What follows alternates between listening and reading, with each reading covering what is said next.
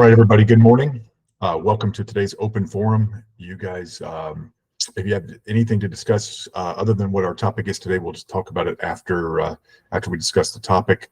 But a lot of you guys have been very interested in this this case going on, this class action suit against the National Association of Realtors and several large brokerages, well, just four or so parent companies and large brokerages. Anywhere, Remax, Keller Williams, and one other one. But what this case centers around, I'm going to let you guys, I sent you an excerpt from the article. I got a lot of questions this week from you guys about what is going on here. What are we doing with all this stuff? What's going to happen to our business? How are we going to get paid as buyers agents, etc. So what has happened is, you guys know the NAR and the MLS have a rule of offered compensation. The seller pays for both sides, all the total compensation the seller pays, and we decide how to split it up in our listing agreement, and then we put that on the MLS. Obviously, we can't put it on the MLS unless we do offer buyer agent compensation, buyer broker compensation, I should say.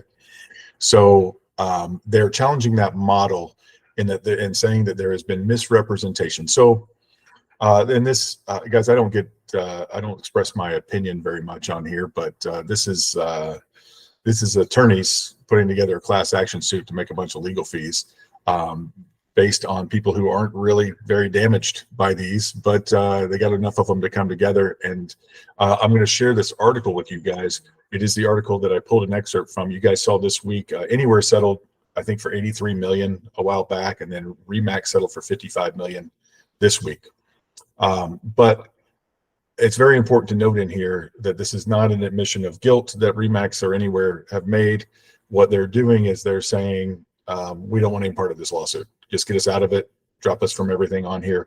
Because, and why? Wow, that's a huge amount of money. Well, not really for big brokerages who've been, making tons of money, but it is the damages that they're going after are huge. So let's look at that. I'm going to share my entire screen. Okay. So I'm waiting for it to pop up. Here we go. So this is what we have here. So Remax settled buyer broker commission lawsuits for 55 million. If you read down this article, it talks about them suing. I'm going to get to the part where they say their damages. I'm scrolling down. Yeah, Home Services America, Keller Williams, and the NAR are the only two that are left in this. So it was five. It was Remax and Anywhere also. But in this part, it says damages in the Sitzer Burnett. Those are two. It was Sitzer, now it's Burnett suit. I don't know why they renamed it. Maybe Sitzer got out or whatever. Anticipated to be up to 4 billion, while damages in the Morrill suit are expected to reach up near 40 billion. So they're just throwing in together anyone who's ever been, every seller who's ever paid the buyer brokerage. And what they're saying is that sellers shouldn't pay for the buyer's broker.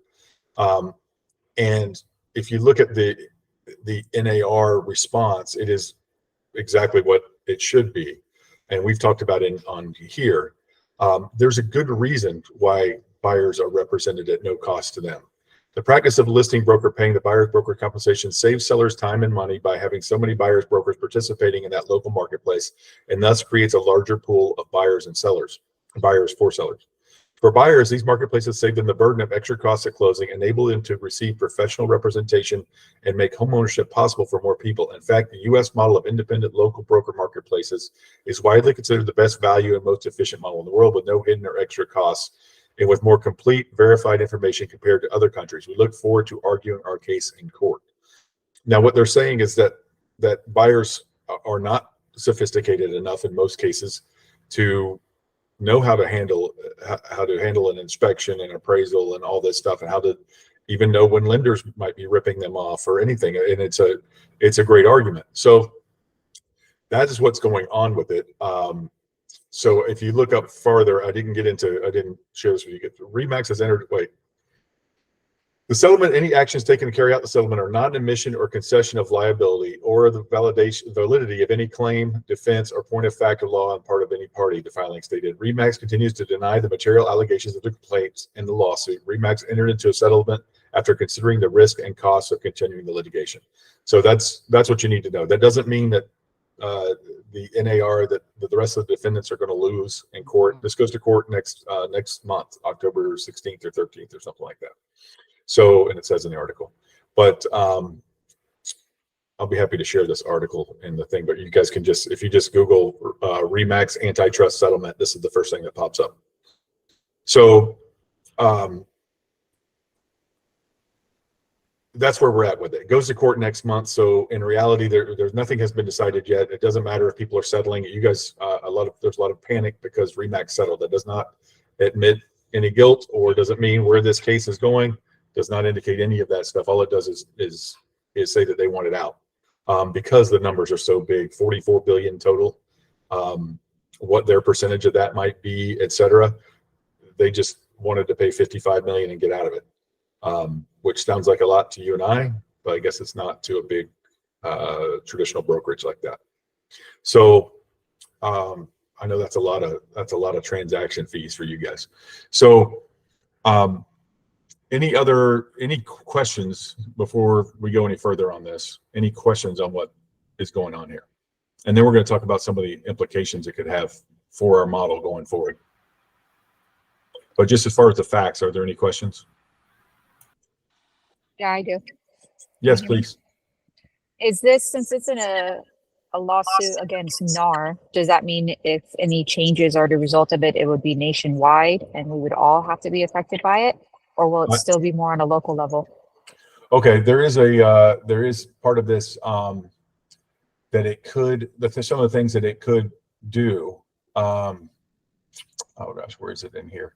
Yes, so that's the next part where we talk about how it could affect us. Yeah, it would certainly be nationwide. It's a federal lawsuit and it would set federal precedent.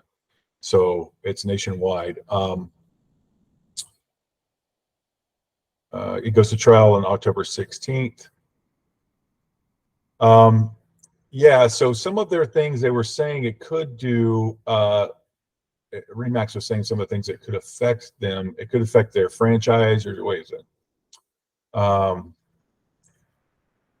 Part of it is forcing their franchises to be part of the MLS, which I don't really know what difference that makes. They're going to be part of the MLS unless they're trying to tear up the MLS. And part of it was obviously the thing that it does is it says that buyers are no longer going to be paid by the sellers. Buyer's agents no longer be paid by the seller, the listing agent. So the buyer's brokerage won't be paid by the listing brokerage, is what this could result in. And I don't know how that affects, if maybe people still will do that. I don't think that they will.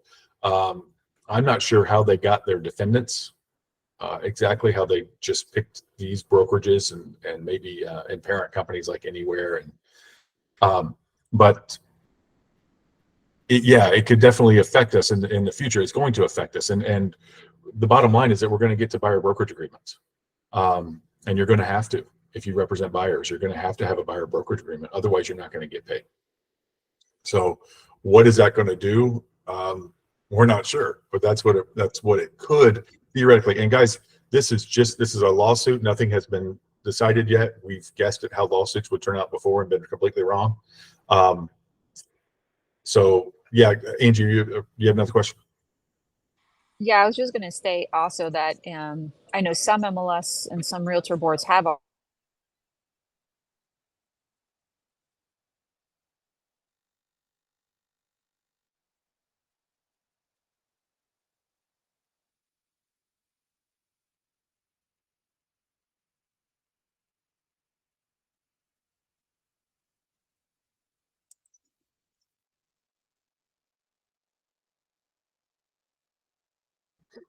encouraging the seller to pay the buyer's agent compensation and putting it on the MLS that way. And then other ones are having it at zero. Yeah. And so And how do you sell that to? And that's what I was saying might happen. People might still just keep doing it the same way and not involve the MLS in that. But there is some worry that to me that kind of scares me, that if this is saying that it's wrong to do that to the seller, then they have always agreed to it though, and you could always put $1. I think that's one of the best defensives that they have, is that you could always put $1, and you guys have seen there are people who put $1 on there, and you're just and in that case you're just trying to get it out on Zillow. You're just trying to get it out on Truly or Zillow or some of these other websites, Realtor.com, etc., and hoping for a response that way. And I think that's a lot of what they're going to do. And can it hurt our industry? Of course it can. Daryl, you had a question.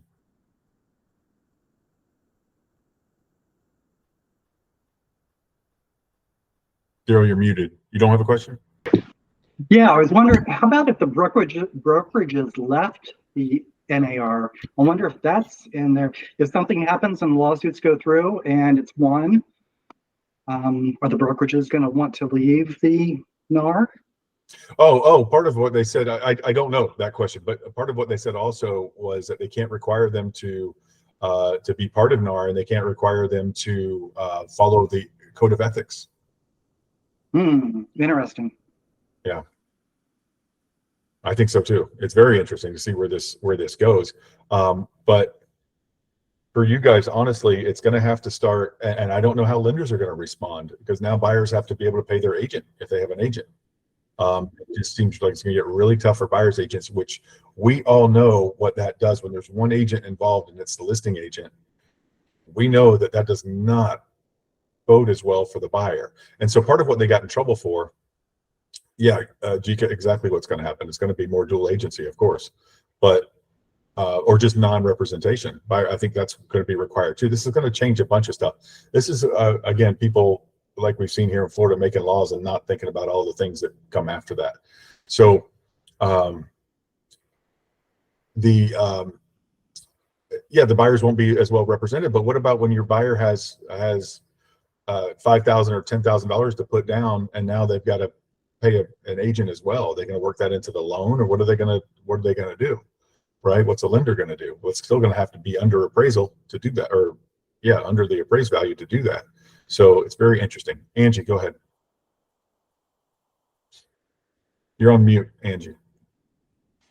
The other thing I was going to mention too is appraisals. That's what I was going to just say also, because like if the past sales are reflective of a 6% commission being paid out, then if you have only 3% or whatever it might be, how is that going to affect the value, and how do you portray that and say that your house is worth just as much, but then a buyer actually had to pay an additional 3% to their agent? Well, and if that's the case, then all of our houses just improve by 3% in value, right? Because we're not paying buyer's agents. And so if Daryl comes to list my house today, I'm going to expect a 3% commission instead of a 6%, right?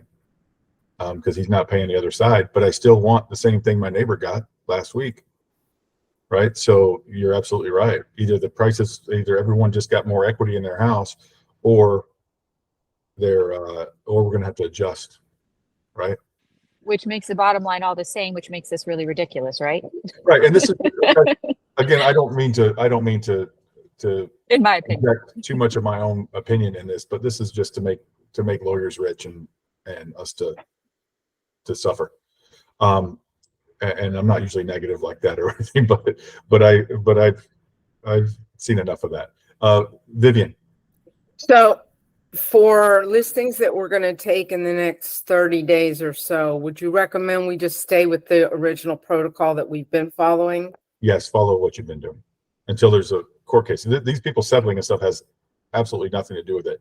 But when you throw out numbers like 44 billion, which was the whole idea of this case, and Remax has 400 million in cash reserves sitting around, they'll pay 55 million to get rid of it and not risk losing 100 million or 200 million or 500 million. So these are large brokerages who charge quite a bit to their agents. So just, you know, we wouldn't get named in something like this. We're a very small fish. So any other questions? Okay, so what does it mean to you and what should you be doing?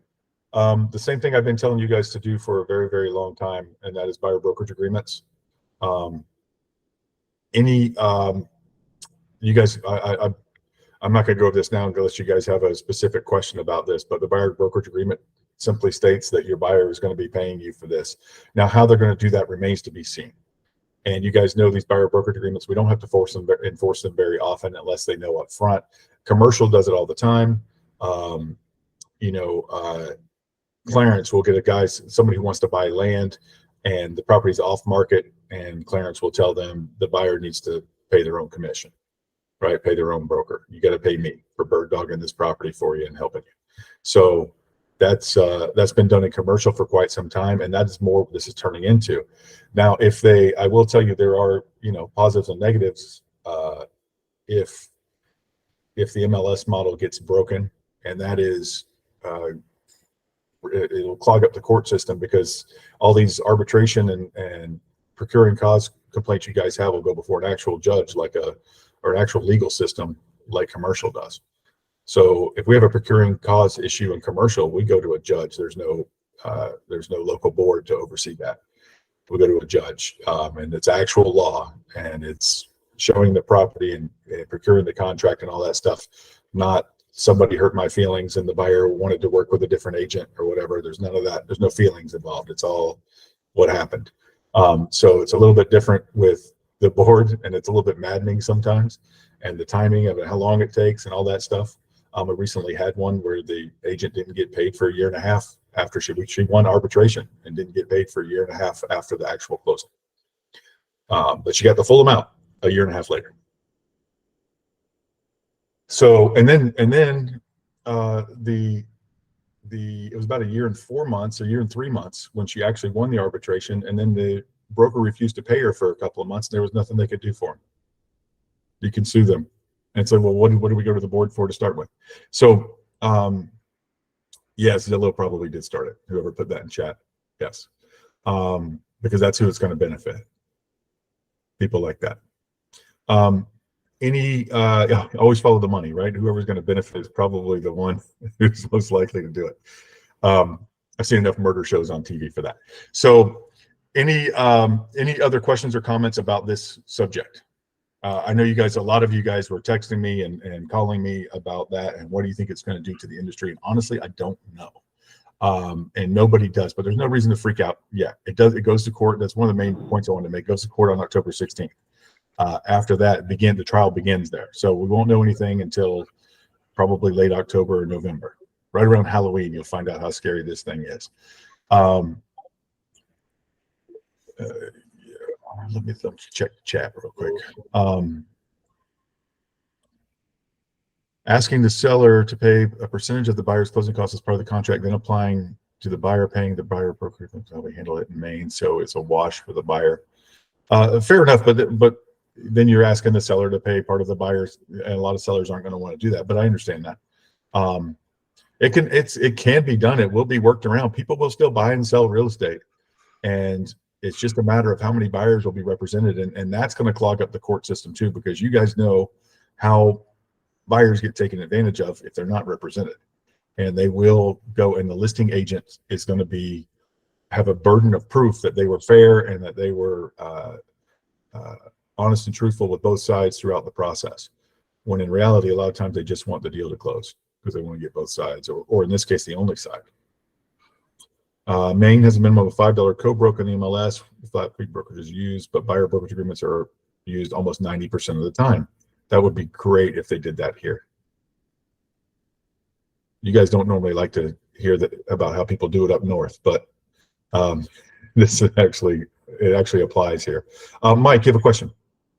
Yes, I just wanted to comment. Last week at this time, I joined a webinar. Sorry, I went with another webinar with The Closing Agent. It's a title company throughout Central Florida here with Barry Miller Law. And they had he put on a 2-hour presentation, which, by the way, is available to anybody that wants to go on their site and watch that video. It's probably up now at this time. But he did an excellent job of talking about this topic. And he had 3 of his other attorneys join him at the time in their top title person. And it was interesting as he laid out the kind of preliminary laws and things and how that got into play, what was going on, as you did early on here. He laid everything out. So this is what we have. This is what could change. And then when the other attorneys came in and started talking, it was interesting that they would ask a question, and it was a round table of question, answer, and they gave the indication and were aware and informing everybody that this lawsuit could go any direction at any time. There's so many implications. If one thing gets put in place, the ripple effect just continues to roll out everywhere. And as you mentioned, lenders, would lenders handle that? How would it just upsets everything. So to kind of speculate and try and figure out what's going to go on and what's going to happen, they said this could, their lawsuit takes place, they make this law, then they've got to make changes in other areas as well. So like you said earlier, attorneys are going to be involved, money's going to be flowing, but it could take a long time to wash out.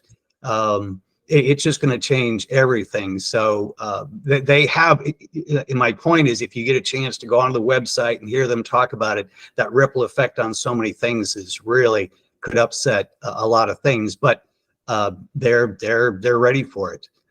It's an interesting thing how this could turn out. It may just wash out, say it doesn't make any sense. There may be a lawsuit to stop a few things, but they're going to have to keep a few other things in place just so that buyers have the equal opportunity to buy, and what could happen, the problems with buyers and doing things on their own without agents could start more lawsuits, more problems. So they're optimistic on this thing kind of washing out, but again, at the same time, have no idea what direction things will go. Yeah, that's what they're going to be tying up the courts with buyers not being represented and being taken advantage of, for sure, or feeling like they've been taken advantage of. And all of the, again, I'm not an attorney, but all of the precedent that has ever taken place here is that the party that did not write the party, there's actually a standard in law that the party that did not write the contract has a burden of proof if there's a breach, because people tend to write things in their benefit. So there will be the same thing with listing agents having the burden of proof that they did not take advantage of the buyer. And so you're going to have, as a listing agent, I mean, guys, keep everything in writing, and anyway, you should, but specifically if this becomes a thing, and I don't want to go too far into it, like you just said, nobody knows what's going to happen here. If this original suit gets done a certain way, what's going to happen to the law? What's going to happen to any appeals process that they have? How long will that take, et cetera? So I wouldn't expect immediate changes. This is not a congressional bill passing or a state bill passing or anything. This is just a lawsuit. It will be, specifically, typically if you're talking about billions with a B, there's going to be some appeals. There's going to be all kinds of stuff that goes on.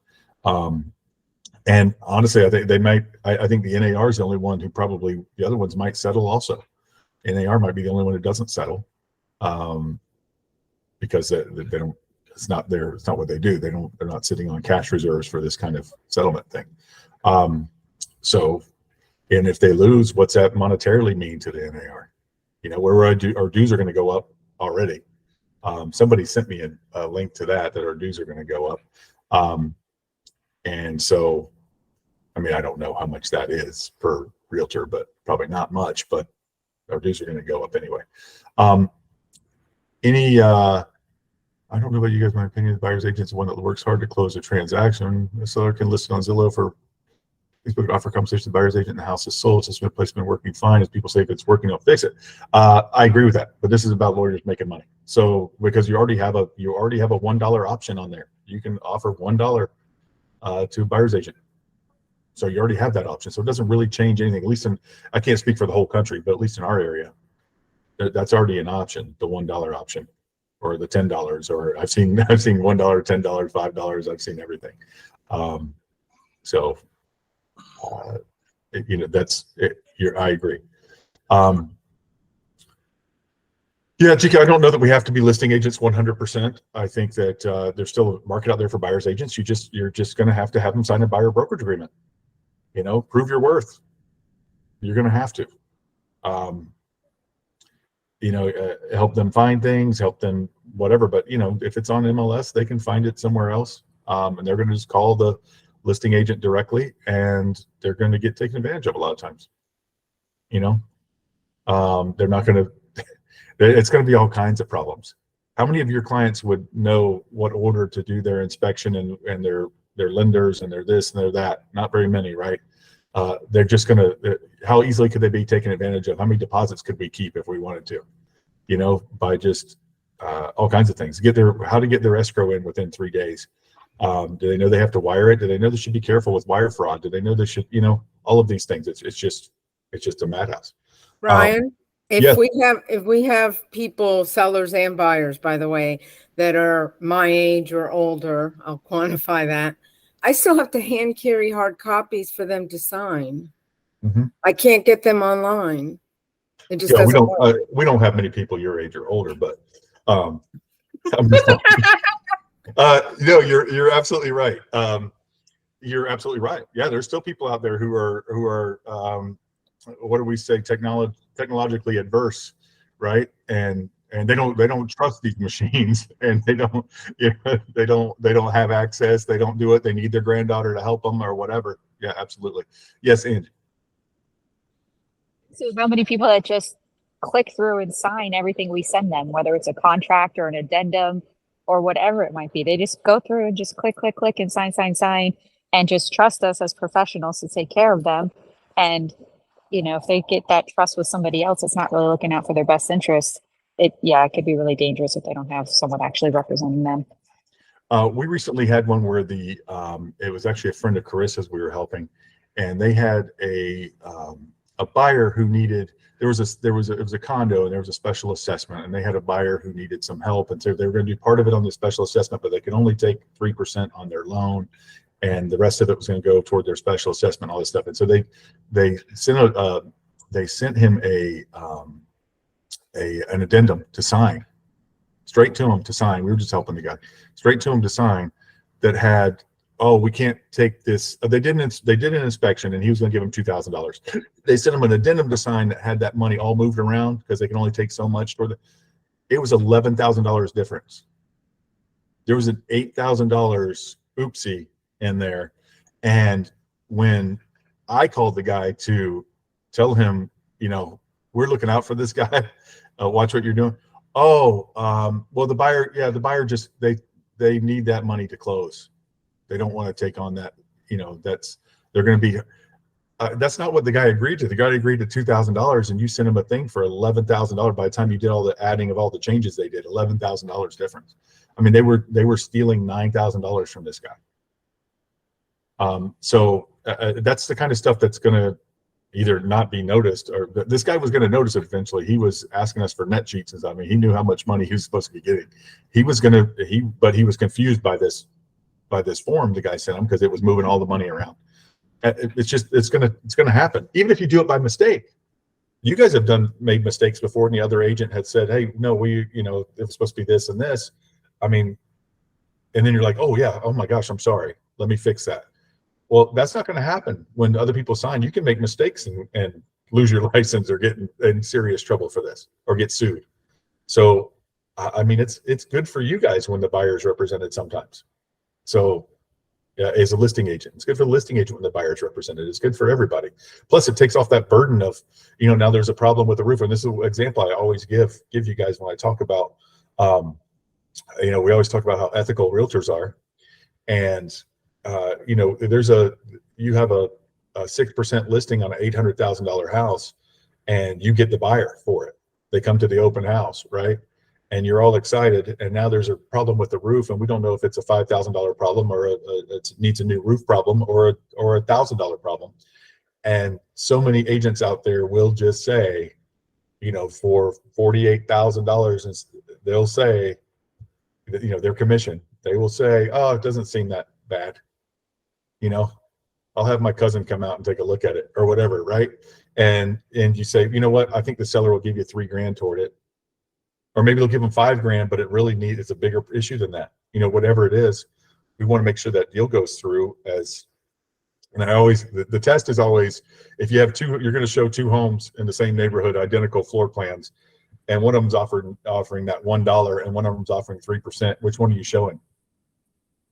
All right, which one are you pushing to them if they have to see both of them because they've got Zillow and they can see they're both available? Which one are you pushing? Which one are you saying, oh man, this one has that big backyard you guys were talking about? This one has it's the same house. This one has the kitchen. Imagine little Johnny playing over there, right? We're ethical, but we also, you know, we're also human. So just that's the kind of thing that's really gonna do it. Now, and even if you're being straight up 100% honest, which you should be 100% honest and ethical, as you're bound to be, and as I know you are as FRI agents, you're still going to have to prove this, right? You're still gonna have to prove that you were above board on everything. And that's where, I mean, you guys have been falsely accused of hiding stuff before too. I've seen a bunch of you be falsely accused of hiding stuff. They didn't disclose this, they didn't disclose that. And a lot of times your seller didn't disclose it or it didn't exist, right? So,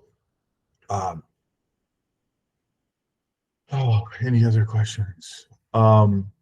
Let's switch gears here real quick. Google My Business page. Any of you guys have a Google My Business page? Lisa, Angie, you do too? Can someone help Jika with his? Jika, put your stuff, Mandy does. Check Mandy's out. If you guys don't mind helping Jika, put your information in there. I'm sure Jika's talked with some of you guys before. Or you can private message him on there. I think you can pick certain people to send a message to.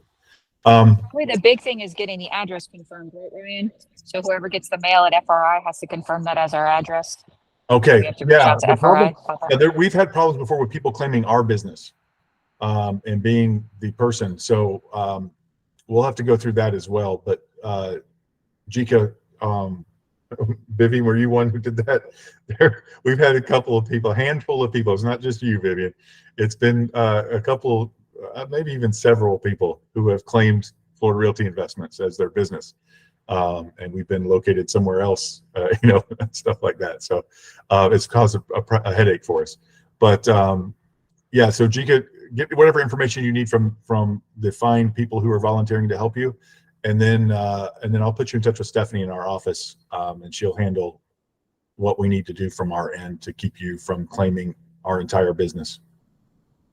Okay. Any other questions? Any other ideas of what this is going to do to us? I don't know. First of all, we don't know that's going to happen. But second of all, how it's going to change and how you might do that. That's just things to think about, guys. Something to think about. What you might do to survive if this happens, what the best ideas might be for you. I think buyer brokerage agreement obviously is going to be a big part of that. If you're not familiar with that, I'm sure we'll be going over that in the next month, especially if this becomes a thing. We definitely will. And we may require them for buyer's agents because otherwise, how are you going to get paid if this comes to that?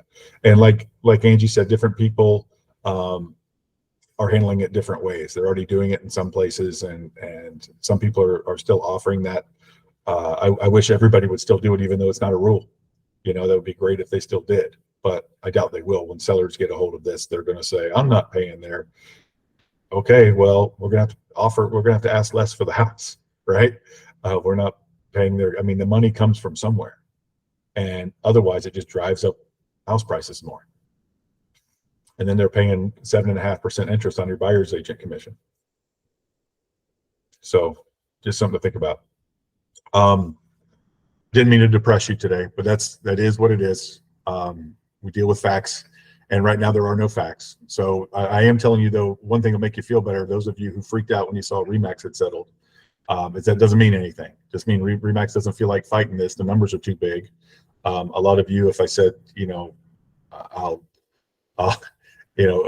your next 10 deals can be free, or you can pay us $100,000. You'd say, whatever it is, you'd say, I'd rather just pay this and be done with it and not take those chances, right? Even if there's a 1% chance, I don't want to deal with that. And that's what they're doing. That doesn't mean anything other than they don't want to fight it, and they've got plenty of cash laying around. Thanks to some of you guys who used to be with RE/MAX. So, any other questions or comments? So do the buyer brokers agreements hold us harmless? No, I mean, you're never harmless. Okay. I mean, you're never harmless as long as if you do harm, you're harmful. So you're never harmless unless no, I mean, as long as you don't do anything wrong, you're harmless. You're held harmless. But no, the buyer broker agreement doesn't mean anything more than a listing agreement or anything else. Just means that it lays out the duties that you have. If you follow those duties, you're going to be fine, just like the listing agents. So no, but it gets you paid. You do your duties, they do their duties, and it gets you paid. And it does say if they have duties, if they break their duties, if they breach it, they still owe you. Okay, Mandy, if they work out something with their lender and say, yeah, forget it, we're not paying the buyer's agent, they will be held accountable for that. Mandy has a listing appointment on Friday with a couple, and I think the husband is a lawyer. I hope he doesn't bring this up. Like, I mean, he can if he wants to, but right now there's nothing different as of Friday. It won't be anything different at least till October 16th. So the law is the law. Right now, the rule's the rules. If he wants it on MLS, it's going to be offering a buyer's agent compensation. You guys can always do that. You guys can always offer 1% or $1 and put it on. It will get on. It'll get on Zillow and everything else, and maybe you'll get the thing, and you'll get 3%. You guys can do that, but then that's where this is headed if it goes that direction. And if that's the case, then just document everything and treat it like you normally would. You can either do a non-rep. I think at this point you just do a non-rep. You're not even a transaction broker. Just do a non-rep. You guys understand that? Have the buyer sign a non-representation agreement. They are not represented. Don't be mad at me when you're not properly represented because I don't represent you. You're not paying me. Or they can sign a buyer brokerage agreement, which is the one I have up on my screen right now, which is a transaction broker. So that's something to do too as a listing agent.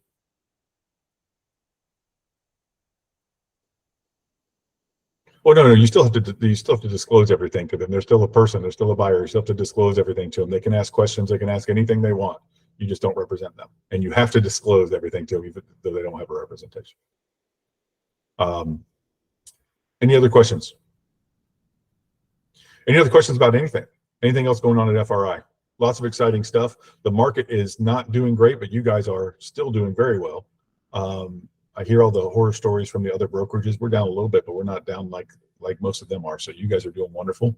We're having another decent month, which is wonderful. And we had a good month last month. So we're down a little bit from last year, but not like most things are. Not like you see with these stats. We talked last week about how mortgage applications are down the lowest in 10 years. And that's just, it's rate driven. And it is difficult to do that. You guys, when market was going great, was the time to do it, time to buddy up to all the divorce attorneys and accountants and everybody that might have to sell something. But now's a great time too. This is when it would have been paying off, because the people moving now have a reason to move. Their jobs or something, they have to move. There aren't a lot of people moving just to move. And you guys, give me some head nods if you agree with that, because what they're doing is, why am I going to move out of my 3.5% loan into a 7.5% loan, right? Unless I need to, or unless I find a great deal or something like that. But unless I need to, I'm not. Now's the time when, relocation, forced relocation for jobs or something like that. Downsizing. I'm still better off getting out of this $800,000 house into a $400,000 house, but whatever it is, and I can refinance in a couple of years anyway, kind of thing. That's great. And prices aren't going through the roof like they were 2 years ago, but form these relationships, guys. Now's the time to do it. Well, before was the time to do it. It's like planting that tree, right? Best time to plant a tree was 20 years ago. The next best time is today. So go out there and get those relationships, form those relationships, because there will be people dropping out of the market, agents dropping out of the market. There will be that kind of stuff. I don't think it's going to make things as easy for you guys as you think it is when all of these terrible agents drop out of the market. That's not how it works. They're dropping out because there are fewer sales going on. So you still need to improve yourself. Just worry about yourself and improve yourself. And the service that you give and everything else, because the pie has shrunk.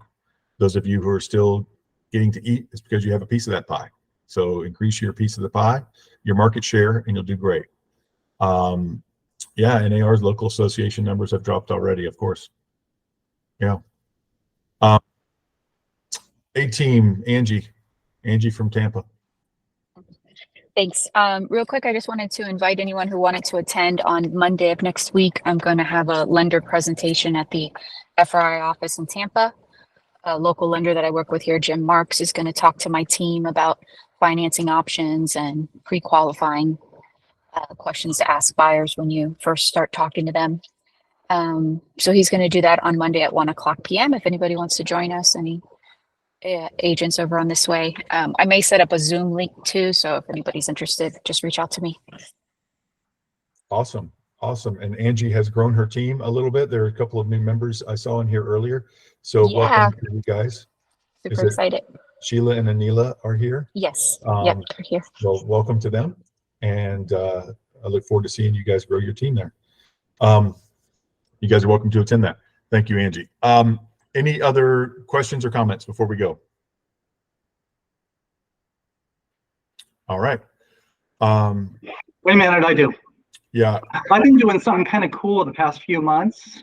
There's a lender that actually lives here in Williamsburg, and he started to do a business networking meeting of residents and kind of non-residents here in Williamsburg.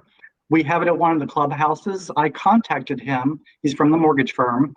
I contacted him and said, hey, I'll sponsor your meetings. I'll give you some money for pizza or whatever.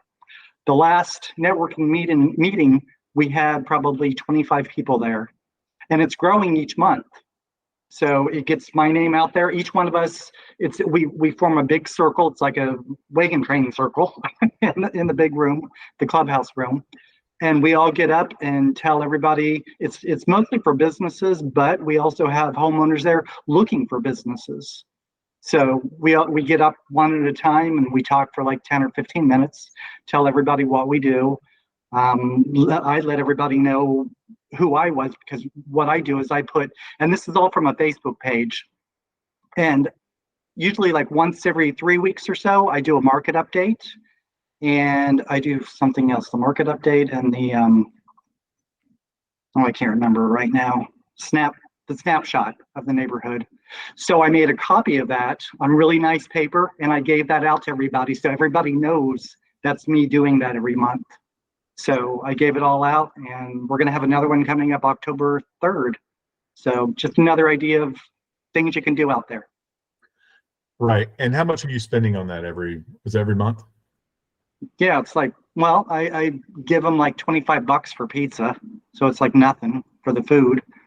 He brings actually tons of food himself. So, because he's trying to get business as well. He's a life insurance agent, and he's a lender also at the mortgage firm. So he's we're all trying to get our own business. I told them, because I sold a house, last month? Was it last month or the month before? I can't remember. But that guy, the buyer, it was my buyer. He's bought like 5 houses from me here in Williamsburg. Anyway, he needed roof, windows, flooring, pool, work on the pool, like 7 different things. So I told everybody, I said, hey, I just gave out 7 referrals for vendors of all these different things, air conditioning, I think it was, electrical, plumbing, I mean, tons of referrals. So I told everybody, I said, I just gave out 7 referrals like last week because of the people, and to the people that came to this meeting. So I showed them, hey, I've got business, but you got to give me business as well. Well, and that's, so what you're describing, I don't know if they call it that, but it's a leads group. And yeah. A lot of your local chambers and stuff like this, and this is for the rest of you guys, a lot of your local chambers have a bunch of what, I mean, I call them like breakout groups or just leads groups. And it is tough as a realtor to get in there. As you guys know, you can't sling a dead cat in Florida without hitting a realtor. So there's one in every group, but if you can get in one like Daryl did, a lot of realtors have to start their own groups. But you are expected to bring leads. You are expected to push these people and tag them. And when you see stuff on Facebook for need a roofer in Williamsburg, you're expected to tag them, right? And a lot of times that's why when you put stuff on there, hey, anybody know a good drywall guy? They're going to everybody's going to put somebody from their thing. I mean, nobody's going to be able to tell you why they're a better drywall guy than anybody else, but they're going to put someone they know because they're in their group and they're somebody or a friend they want to support. But these leads groups, you are expected to share leads, but it's great. And I will be shocked if you stay in that group for 3 years, Daryl, if you don't get at least a deal a year out of it. Or at least a client a year out of it, which will get you more than one deal a year. So I think that that's wonderful. And Jika, it's in Greenbrier Clubhouse, once a month. Jika was asking. Mandy, they typically, if it's a typical one, I'll let Daryl answer this because you're asking about his, but typically they only have one from each profession to make it fair. And we haven't really put that rule out there yet. There was another realtor that showed up actually last month, and I'm like, dang. But anyway, there's plenty of business out there to go around for everybody. I don't get upset. Sounds like it's an unofficial leads group and you kind of got in on the ground floor, but it is. But typically leads group, that's definitely a clear member of the leads group. As soon as he announced it that he was having, and I'm like, hey, I'll sponsor it. Right. Before anybody else got in there on the ground level. So it sounds like it's informal, but most for other guys, the rest of you guys, you're looking for what's called a leads group. And you may have to start your own because you're the realtor. And there's so many realtors. So it's hard to find a leads group that doesn't have a realtor. But you are expected to do that. And I had some friends who were always like, hey, you know anybody does this? I'm looking for somebody for my leads group. Or do you have any leads for this? I got to give somebody a lead. So that's you are expected to bring leads if you're going to take leads. Sounds like Daryl's doing more than his share and doesn't quite have any leads yet. But that's, again, it's hard as a realtor because there's so many people in there. But once you get in that leads group, they will throw you some leads occasionally because they have to bring leads, and they're always hearing about somebody wanting to buy or sell a house. So, and that reminds me, I just had a thought actually that I used to do 2 or 3 years ago.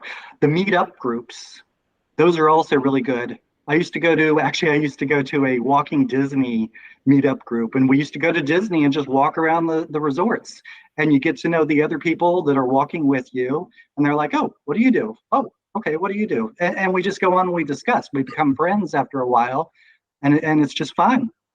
It's exercise, it's Disney, it's other people talking. It's great. Awesome. So those are things to look into, guys. There's always ways to grow your business, and now's the time to hustle. As it gets tighter and tighter, now's the time to hustle. No, I don't know where interest rates are going. Yes, I think that would alleviate a lot of the pressure, but I don't know where interest rates are going. Nobody does. But get with lenders, work things out, get with them, see what they're marketing right now. I'm not seeing as many marry the house and date the rate stuff as I was before, but there's something to that as well. So get out and do that stuff. Any other questions? Don't sit around being paralyzed. That's the worst thing you can do. The bills are going to keep coming in. I guarantee you every month they're going to keep coming in. You've got to get active. You've got to do stuff. So there's open houses, guys. We had people trying to do an open house, couldn't get anybody to do one. And it was a nice house. Last week, everybody was too busy. So, pay attention to the Facebook group. It was posted on there. Couldn't find anybody to do it. So I know some of you guys are wanting business. Get out there and do it. All right. Any other questions before we go?